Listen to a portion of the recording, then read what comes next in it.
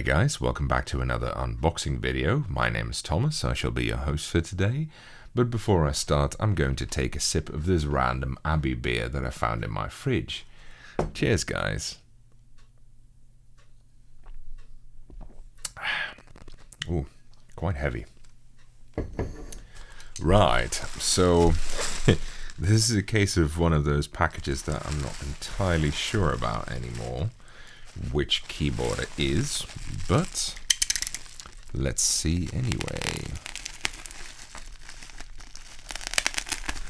I mean, I guess you will know which keyboard it is because it will be in the title of this video, but for me it's a little bit of a surprise. I have multiple things coming toward me anyway, so... Alright, fuck this shit. Rip and tear, always the best solution.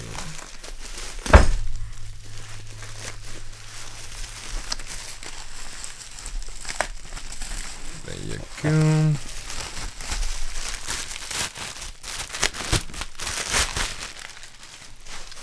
Go away.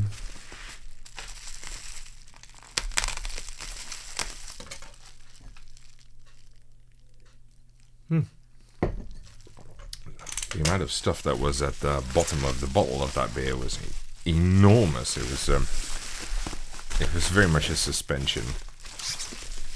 Ah yes, I thought it was. There you go, ladies and gentlemen. The Keychron V6. Now, I have already reviewed several Keychrons before, including a Q series and a K series. Now, the reason I requested this keyboard, because I requested it, I wasn't offered it by Keychron or anything, was as follows. I was doing a video and I was mentioning how I usually recommend as a starter keyboard just something mega cheap from China, you know, just a $35 random crappy keyboard, as long as it's mechanical. And some of the reactions in that video mentioned that they tended to recommend a Keychron V6 instead, because this is a fairly budget model and Keychron actually make pretty good stuff. So I was pretty intrigued by this. I thought, you know, let's see if I agree with that, if I would also, you know, recommend this as a starter board. So let's see what we have. This is a full-size model, as you can see. I mean, I do think in principle you would recommend a full-size keyboard to most people, if not maybe a TKL, but you know. So, full-size layout, dual compatibility, so that's Windows and Mac, QMK and VIA, always good, hot swappable, screw and stabilizer, light effects and foam. I guess a good thing about this is that it does come with hot swappability, which not all cheap Chinese boards do. Does give you a little bit more flexibility. Now, this keyboard is not $35, it is a bit more expensive, but maybe it is the first and second step on a keyboard journey. So let's have a look. Anything else on this box? I don't think so.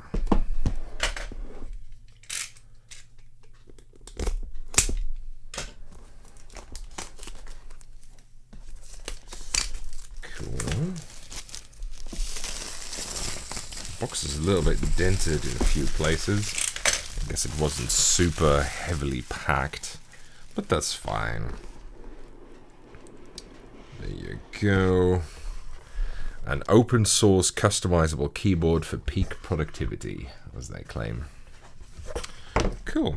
I think this box is extremely reminiscent of that on the other Keychron models I've already reviewed. So far, by the way, I've been pretty impressed with Keychron, so I have high hopes for this keyboard. Quick start guide, blah blah blah blah, just some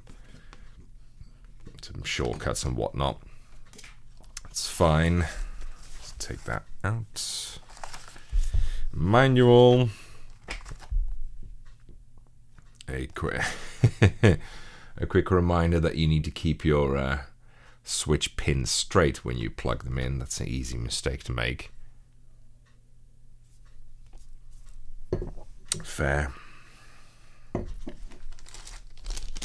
Some extra keycaps. Looks like these are the Windows keycaps, so it's probably laid out for Mac by default.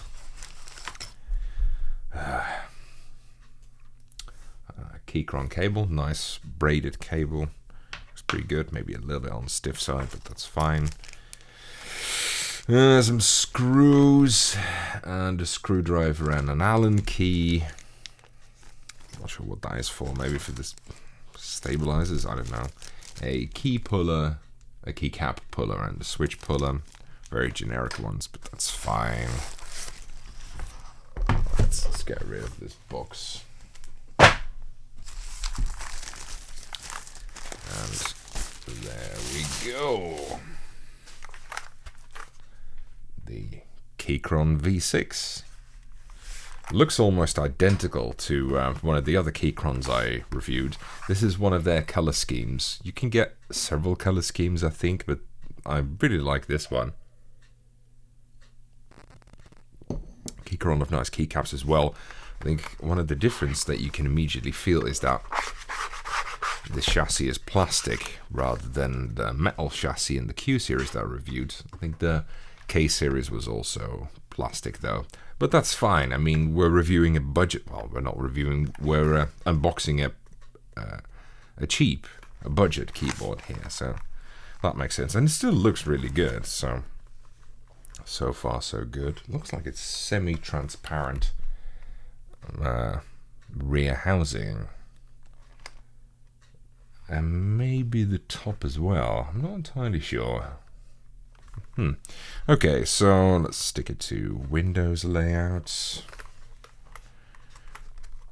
2-part feet, that's always good. Right, let's just try it out real quick.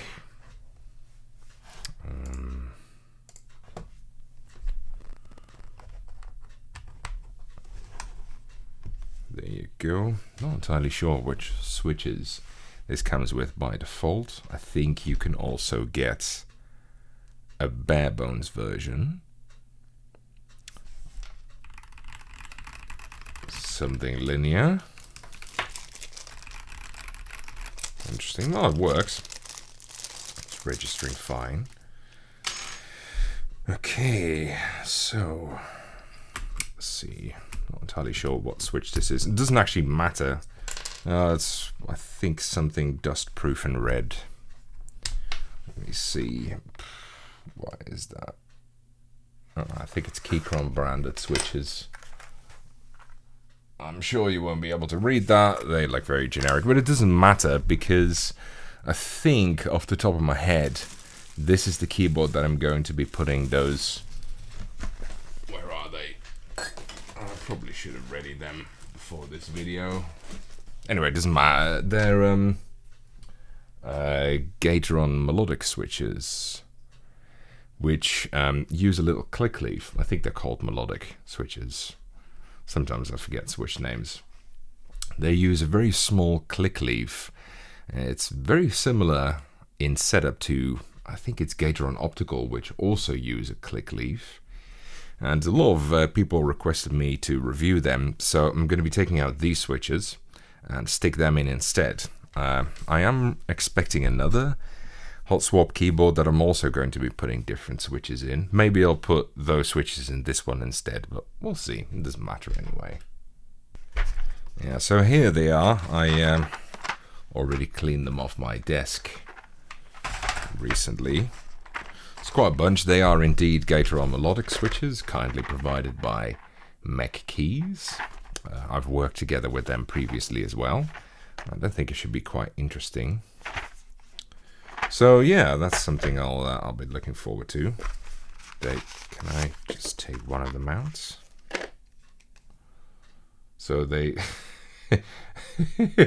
they just have weird colors and whatnot, as always nowadays, but as you might be able to tell, it doesn't sound like a click jacket, it's a click leaf, and I like click leaf switches, so yeah, this should be an interesting review.